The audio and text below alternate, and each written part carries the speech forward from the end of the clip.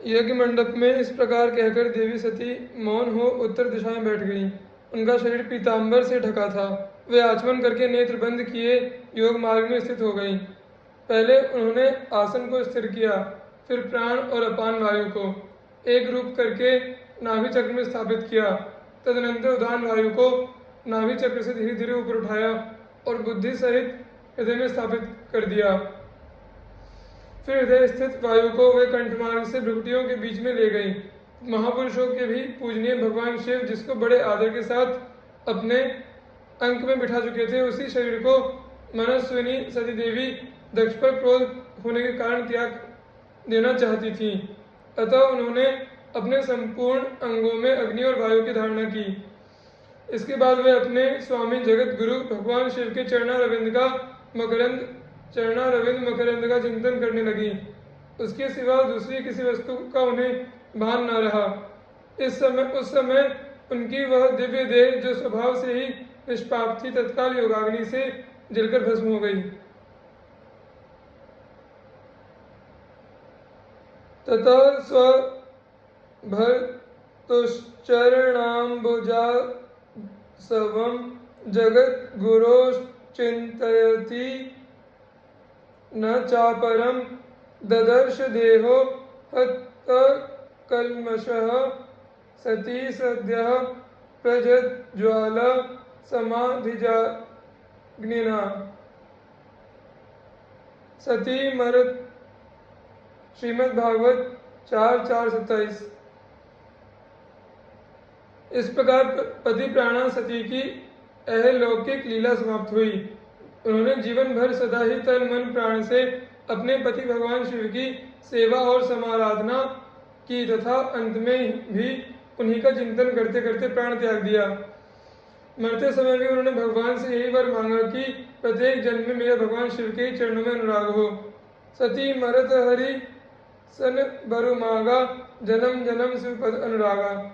श्री रामचरितमानस।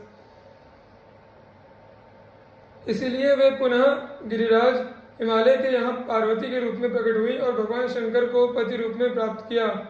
सती का यह दिव्य पति प्रेम भारत की नारियों के लिए आदर्श बन गया। आज घर घर में सती पूजा की जो प्रथा चली आती है, उसमें दक्ष कन्या सती के प्रति ही भारतीय नारियां अपनी श्रद्धा और भक्ति अर्पित करती है। सती जी भगवान शिव के लिए ही उत्पन्न हुई, उन्हीं की सेवा के लिए जीवित रही और उसमें बाधा पड़ने पर फिर उन्हीं को संपूर्ण रूप से प्राप्त करने के लिए उन्होंने अपने शरीर को त्याग दिया। गंगा के किनारे जिस स्थान पर सती ने अपना शरीर छोड़ा था, वह आज भी सौनिक तीर्थ के नाम से विख्यात है। श्री मदालसा जी। भारतवर्ष में ऐसे योग्य पुत्र तो बहुत हुए हैं जिन्होंने अपने सत्कर्मों से माता पिता का उद्धार करके पुत्र नाम को सार्थक किया हो, परंतु ऐसी माता जो परम उत्तम ज्ञान का उपदेश देकर पुत्रों का भी संसार सागर से उद्धार कर दे, केवल मदालसा ही थी। उसने पुत्रों का ही नहीं, अपना पति का भी उद्धार किया था। मदालसा आदर्श विदुषी, आदर्श सती और आदर्श माता थी। उसका जन्म दिव्य कुल में हुआ।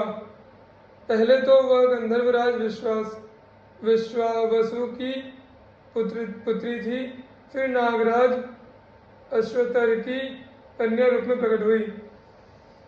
उसके जीवन का संक्षिप्त वृत्तांत इस प्रकार है।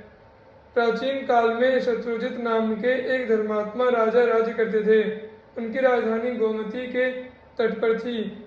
उनके एक बड़ा बुद्धिमान, पराक्रमी और सुंदर पुत्र भी था। उसका नाम था ऋतध्वज। एक दिन नैमिषारण्य से गालव मुनि राजा शत्रुजित के दरबार में पधारे। उनके साथ एक बहुत ही सुंदर दिव्य अश्व था।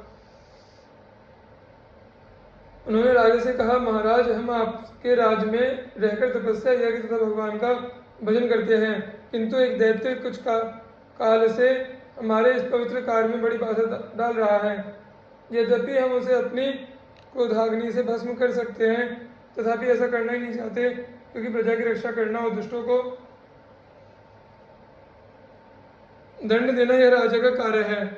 एक दिन उसके उपद्रव से पीड़ित होकर हम उसे रोकने के उपाय पर विचार कर रहे थे। इतने में ही यह दिव्य अश्व आकाश से नीचे उतरा। उसी समय यह आकाशवाणी हुई, मुने, यह अश्व बिना किसी रुकावट के समस्त पृथ्वी की परिक्रमा कर सकता है। आकाश, पाताल, पर्वत, समुद्र सब जगह आसानी से जा सकता है, इसलिए इसका नाम कुवलय है। भगवान सूर्य ने यह अश्व आपको समर्पित किया है। आप इसे ले जाकर राजा शत्रुजित के पुत्र राजकुमार ऋतध्वज को दे दें। वे ही इस पर आरूढ़ होकर उस दैत्य का वध करेंगे जो सदा आपको कष्ट दिया करता है। इस अश्वरत्न को पाकर इसी के नाम पर राजकुमार की प्रसिद्धि होगी। वे कुवल याश्व कहलाएंगे। इस आकाशवाणी को सुनकर हम आपके पास आए हैं। आप इस अश्व को लीजिए और राजकुमार को इस पर सवार करके हमारे साथ भेजिए, जिससे धर्म का लोप न होने पाए। गालव मुनि के यूँ कहने पर धर्मात्मा राजा ने बड़ी प्रसन्नता के साथ राजकुमार को मुनियों की रक्षा के लिए भेजा। महर्षि के आश्रम पर पहुंचकर वे सब ओर से उसकी रक्षा करने लगे। एक दिन वह मदोन्मत्त दानव शुकर का रूप धारण करके वहां आया। राजकुमार शीघ्र ही घोड़े पर सवार होकर वो उसके पीछे दौड़े। अर्धचंद्राकार बाण से उस पर प्रहार किया। बाण से आहत होकर वह शुकराकार दैत्य प्राण बचाने के लिए भागा और वृक्षों तथा पर्वत से घिरी हुई घनी झाड़ी में घुस गया। राजकुमार के अश्व ने उसका पीछा न छोड़ा।